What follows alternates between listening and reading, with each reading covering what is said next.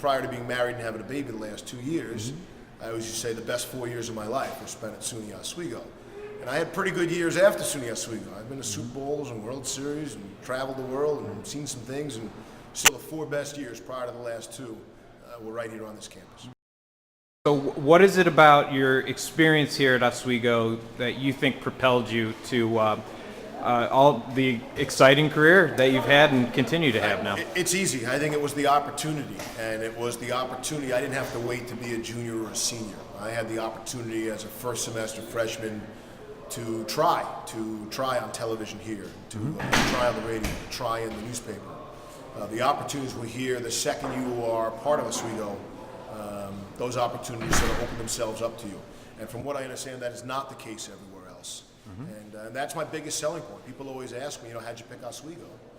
And, or why Oswego? And why that school as opposed to a different school? And I said, because I didn't want to wait to be a senior before I could do anything in my major.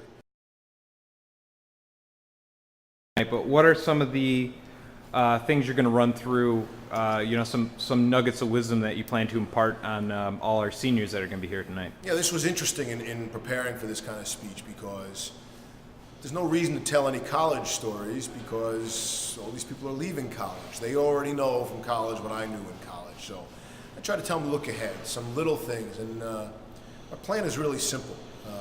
It's really the basic stuff that sounds simple, and maybe until you hear it in a different way, then it becomes simple. And it's really how you achieve happiness. That's really, everybody wants to be happy. Now, what makes you happy is different from what makes somebody else happy. But the end game is, in effect, happiness. And maybe a couple of tricks of the trade to go on to reaching that happiness.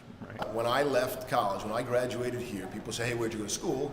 And I would say, it's a small school, upstate New York, outside of Syracuse, and sort of go on and on and on. And nowadays I find I just say Oswego, and people know. They know exactly where it is. They've heard of it. Excellent hockey, excellent academics, and a good time in the process. And so that's what I'll always remember for us.